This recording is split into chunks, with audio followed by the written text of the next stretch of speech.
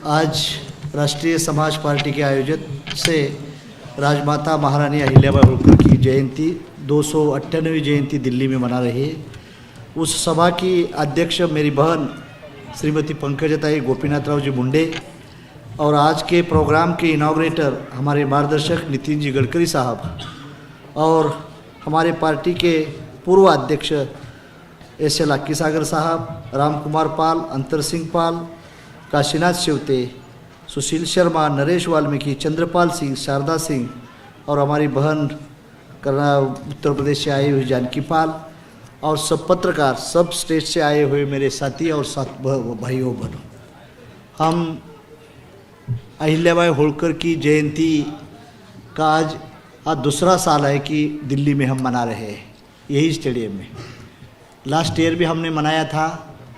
हमारा मकसद था, मेरे ऊपर मेरी सिस्टर गुस्सा कर रही थी, हेमंत पाटिल साहब, हेमंत पाटिल मेरे दोस्त है, हिंगोनी के सांसद है, उसको तो पहला सवाल किया था पंकजताई मुंडे ने कि तुम चौंडी को छोड़ रहे हैं, मतलब उसे अच्छी बात कर रही थी। लेकिन ताई, मेरा मकसद ही दिल्ली है। मेरा मकसद यह है कि मैंने सोचा है कि मुझे बम्बई में नहीं रहना, लखनऊ में नहीं रहना, तो मुझे दिल्ली आना है, क्योंकि सबसे बेहतरीन कहा है दिल्ली है। बम्बई में कम बजट होता है, सबसे ज़्यादा ट्रेजरी कहा तो लाल किले में बैठी है, उसके ऊपर हमारा ध्यान चाहिए। और दिल्ली में जो राज करता है वो सब स्टेट में राज करता है, इसीलिए हमने दल बनाया और ये उसके लिए हम ये प्रोग्राम बनाया। और जहाँ चौंडी में गडकरी साहब, गोपीनाथ जी मुंडे, अन्ना डांगे, ये लोगों ने डेवलपमेंट किया, उसको शुक्रगुजार है। लेकिन खाली मुझे डेवलपमेंट की बात नहीं करना, तो दबे कुचले लोगों ने इस देश के ऊपर राज करना, ये मेरा मकसद है। हम अभी भेड़ बकरी के चक्कर में फंसे नहीं हुए। इस देश के अंदर हमारे ब्यूरोक्रेसी और जुडिशरी और इस देश का शासक हमारा समाज बनना चाहिए, ये मेरा मकसद है। छत्रपति शिवाजी राजे खाली सतारा से राज करते थे तो छत्रपति राजा नहीं बनते थे। बाबा साहब आम्बेडकर दिल्ली में नहीं आके पार्लियामेंट में एमपी और मिनिस्टर नहीं बनते तो दलितों का हित नहीं होता था। शाहू राजा इस देश का सबसे अच्छा राजा था, उसने इस देश में पहला रिजर्वेशन पॉलिसी अडॉप्ट किया था। वो शाहू राजा राजा नहीं बनता तो किसी को आरक्षण नहीं मिलता था। मेरा मकसद आज आरक्षण मांगने वाला समाज नहीं बनना चाहिए, आरक्षण देने वाला समाज बनना चाहिए, ये मेरा मकसद है। इस देश में हमारी पॉपुलेशन ज़्यादा है। हेमंत पाटिल साहब, आपकी हालत खराब है, मराठा समाज के उससे बदतर धनगर और बंजारे की भी हालत खराब है। जिस राजा ने सभी को रिजर्वेशन दिया था 100 साल पहले, 150 साल पहले, वो राजा के कम्युनिटी को आज आरक्षण मांगना पड़ता है, ये दुख की बात है। तो खाली चीफ मिनिस्टर बनने से हमारे समाज का भला नहीं होगा। इस देश का प्रधानमंत्री बनेगा तब तक तुम्हारे समाज का भला होगा, ये हमें सोचना चाहिए। और वो भी कौन सी पार्टी चाहिए? हमारी बहन की पार्टी से नहीं समाज का हित होगा, हमारी बहन की पार्टी से समाज नहीं है, समाज होगा। जरूर मेरी बहन चीफ मिनिस्टर बन जाएगी, लेकिन समाज का हित नहीं होगा, क्योंकि रिमोट कंट्रोल उसका अलग रहेगा, वो मालिक तीसरा ही रहेगा। फॉर एग्जाम्पल मैं बताना चाहता हूँ, इस देश में बंजारा समाज है, आंध्रा में वो एससी में है, कर्नाटक में वो एसटी में है, लेकिन महाराष्ट्र में एनटी में है। जिस समाज के 3 चीफ मिनिस्टर बने होते हुए भी हमारे गोरमाटी समाज को आज भी न्याय नहीं मिला। इसीलिए बहन जी, मुझे पार्टी बनानी पड़ी और 40 साल मैं घर नहीं गया, शादी नहीं किया। मेरा पैदाश ही, मेरा जन्म कहा हुआ भेड़ बकरी के पीछे हुआ, लेकिन मैंने लोगों को गाली दिया कि भेड़ बकरी मत संभालो, अभी इस देश का राजपाट तुझे चलाना है। जब तक तुम राजपाट नहीं बनेगा, मिनिस्टर बहुत हुए हेमंत पाटिल, चीफ मिनिस्टर भी बहुत हुए, पवार साहब हुए, यशवंतराव चौहान हुए, हमारे मुंडे साहब भी हो गए, वसंतराव नायक हुए, सुधाकर नायक हुए, भुजबल साहब भी हो रहे।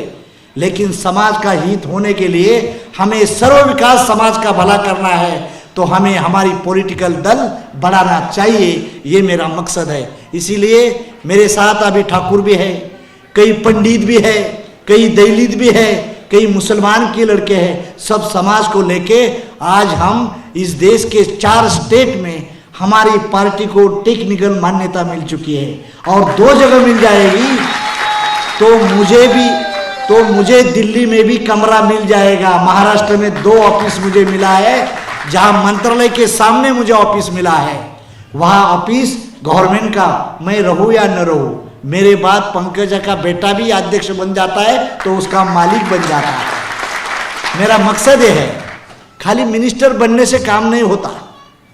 मिनिस्टर किसको बनाना, इस रेस में तुम कौन है, इस ब्यूरोक्रेसी में कौन है, टिकट देने में कौन है, वो मालिक बन जाता है। तो ये साथियों, ये हमें सोचना चाहिए। इसलिए बहन जी, मैंने पार्टी बनाई। शादी कर सकता था, मिनिस्टर बन सकता था, मैं एमएलए बन सकता था, एमपी बन सकता था, लेकिन वो कुछ नहीं बनता था। इसलिए मैंने महात्मा फुले की विचारधारा के ऊपर 2003 में राष्ट्रीय समाज पार्टी बनाई। और ये पार्टी का मकसद कभी बढ़ा, जिस दिन गोपीनाथ मुंडे ने मुझे बेटा माना, उस दिन मैं हाई लेवल पे गया। 31 मई को हेमंत पाटिल मुंडे साहब मिनिस्टर बनने के बाद मेरे सभा को आए थे, मेरे सभा।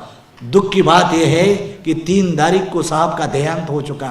आज जो गोपीनाथ मुंडे रहता था तो महादेव जानकर सेंटर में राष्ट्रीय समाज पार्टी का मिनिस्टर रहता था, ये मैं दावा के साथ। लेकिन दुख की बात है, हम कम नसीब वाले हैं।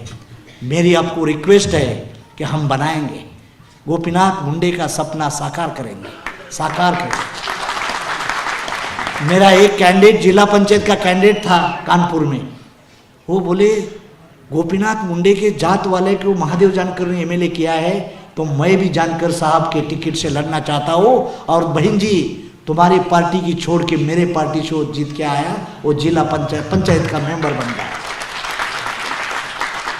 मैं ये क्यों बताना चाहता हूँ, मेरे 28 कारपोरेटर मोदी साहब की डिस्ट्रिक्ट में है, करजन महानगर नगर पालिका उसमें है, बड़ौदा में है, और एक मेरा एमएलए की सीट खाली 1200 वोट से हार गई है, 1200 वोट से। मैं अगली बार ये चल रहा हूँ परभनी, माड़ा, बारामती और मिर्जापुर से भी लड़ना चाहता हूँ। मैं उत्तर प्रदेश से मिर्जापुर से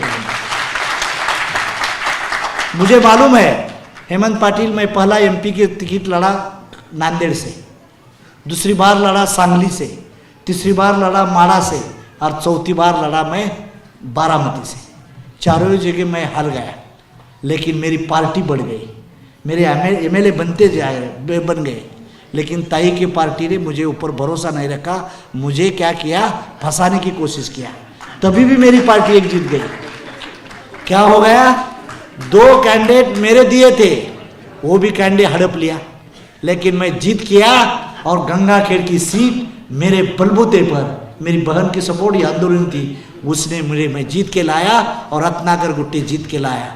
मैं आपको बताना चाहता हूँ, अगली बार हमें आप नहीं साथ में लेंगे तो मुझे तो सब न्योता दे रहे हैं, सब न्योता दे रहे हैं, हम वो भी तैयारी करेंगे।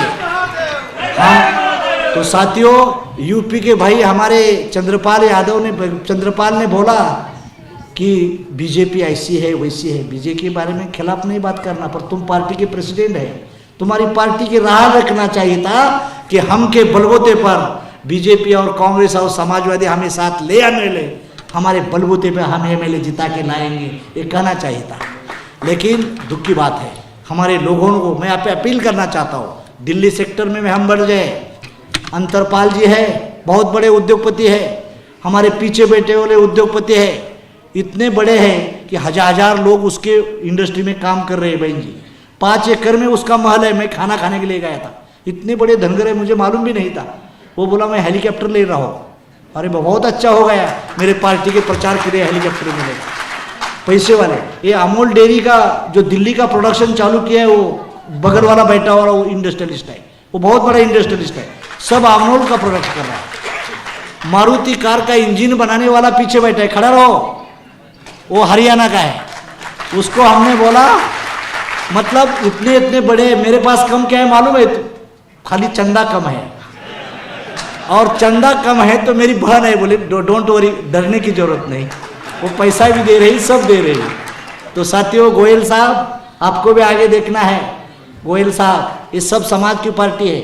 आप हमारे पीयूष गोयल बन जाइए, हमारे पार्टी के, आप भी गोयल बन जाइए। हाँ, तैयार है? ओके।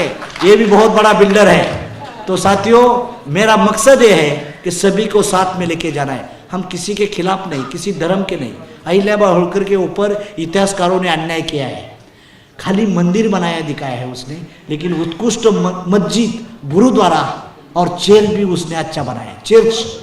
चर्च भी उसने बनाया, लेकिन इतिहासकारों ने दबाया है।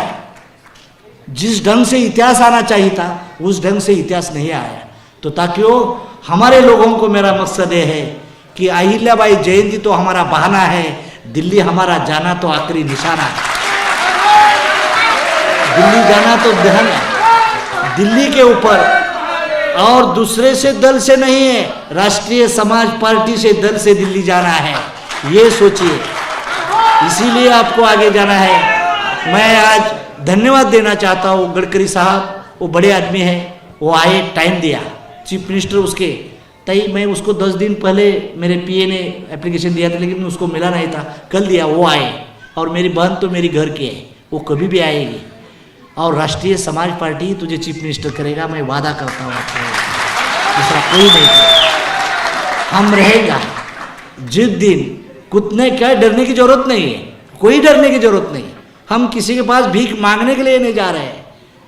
जिसको जरूरत है वो हमारे पास आएगा, जिसके जरूरत है हमारी, तब हमारे साथ अलायंस करेगा, हम उसके घर में जाने के लिए नहीं।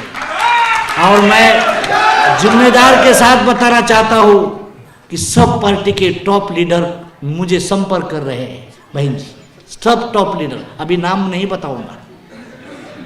बताऊंगा, लेकिन मैं किसी पार्टी का एमएलए नहीं बनूंगा, किसी पार्टी का एमपी नहीं बनूंगा। मोदी साहब का है कॉन्ट्रैक्ट, क्या है, रास्ता कैसा है मोदी साहब का, सीमेंट कंक्रीट का। राहुल गांधी का रास्ता कैसा है, डामरीकरण का। और मेरा रास्ता कैसा है, कच्ची मिट्टी का। लेकिन रास्ते का नाम तो मेरा है ना, ये हिसाब से मुझे चलना है, यही मुझे आके लेके जाना है। तो साथियों, आज हम महाराष्ट्र में एनडीए के साथ हैं, महाराष्ट्र के बाहर हम एनडीए के साथ नहीं है। हम आज़ाद पंछी है, खुद है आज़ाद पंछी है। तो हरियाणा के लोगों को, दिल्ली के लोगों को और उत्तर भारत के लोगों को मैं रिक्वेस्ट करना चाहता हूँ, जैसा महाराष्ट्र में हमने 98 कारपोरेटर जिता है, टोटल अहमदपुर का पहला एमएलए आया, बाद में दौंड का आया, बाद में गंगाखेड़ का आया, और मैं एमएलसी हूँ। ऐसे हमें जीता है। गुजरात में भी हमें जीता है, कर्नाटक में एक जगह जीता है, लेकिन यूपी और दिल्ली में हम कारपोरेट भी जीत जाएंगे तो हमारी पार्टी आगे बढ़ जाएगी। सब लोग आ पाए, दिल्ली वाले लोगों ने, नरेंद्र हमारा जो स्टेट प्रेसिडेंट है, उसको भी मैं अभिनंदन करना चाहता हूँ। और पत्रकारों को, महाराष्ट्र से आए हुए, कर्नाटक से, गुजरात से, सभी को मैं धन्यवाद देके मैं आपकी विदा लेता हूँ। और हमारी बहन जी का आप स्पीच सुनिए, पंकजा मुंडे साहब का, इतना मैं आपको रिक्वेस्ट करके आपको विदा लेता हूँ। जय हिंद, जय भारत। एबीपी माझा, उघडा डोळे बघा नीट।